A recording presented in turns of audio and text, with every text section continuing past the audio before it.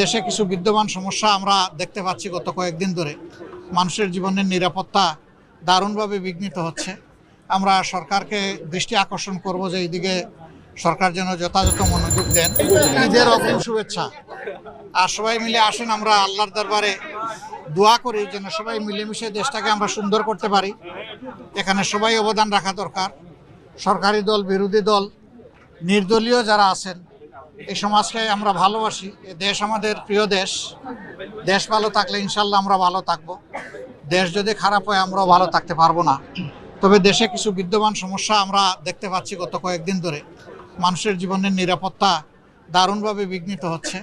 আমরা সরকারকে দৃষ্টি আকর্ষণ করব যে এইদিকে সরকার যেন যথাযথ মনোযোগ দেন এবং বিশেষ করে সরকার দলীয় কেউ যেন এই সমস্ত অপরাধের দায়িত্ব না নিয়ে অপরাধীদের পাশে না দাঁড়ান।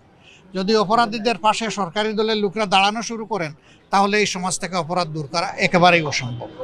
তারা যদি সদিচ্ছার পরিচয় দিতে পারেন সমাজটা ভালো হবে, আমরা এটা আশা করতে পারি। আমরা দেখতে চাই যে সমাজ ভালো হবে ইনশাআল্লাহ। প্রথমবারের মতন বিরোধী দলীয় নেতা হিসেবে আসি নাই, আমি শফিকুর রহমান হিসেবে আপনাদের মানুষ আপনাদের কাছে এসেছি, এটাই আমার অনুভূতি।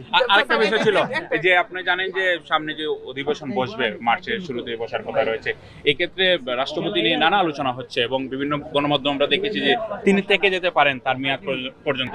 আপনারা বিরোধী দল নেতা হিসেবে আপনারা কি অভিশংসন জানাবেন কিনা অধিবেশনে রাষ্ট্রপতি? আমরা এই ব্যাপারে এখনো দলীয় ফোরামে সেরকম কোনো বড় পরিসরে আলোচনা করি নাই।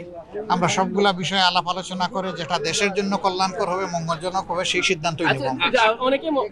ওই যে বললাম, অবস্থা ভালো নেই এবং এর জন্য ইতিমধ্যে সরকার দলের কিছু গুরুত্বপূর্ণ দায়িত্বশীল ব্যক্তি এমনকি মন্ত্রী পর্যায়ে থেকে এমন কিছু কাঁচা কথাবার্তা বলেছেন যেটা সমাজকে এখন অস্থির করে তুলছে এবং অপরাধকে উস্কে দিচ্ছে। এই সমস্ত দায়িত্বজ্ঞানহীন কাণ্ড কারখানা চলতে থাকলে এই দেশ ভালোর দিকে যাবে কিভাবে? দায়িত্ব মূলত সরকারকেই নিতে হবে। আর আমাদের অবস্থান হচ্ছে যে তাওয়ানু আলাল বিররি ওয়াত তাকওয়া ওয়ালা তাওয়ানু আলাল ইসমি ওয়াল উদওয়ান। সরকার যদি কোনো ভালো কাজ করে, উদ্যোগ নেয়, অবশ্যই আমাদের সমর্থন পাবেন।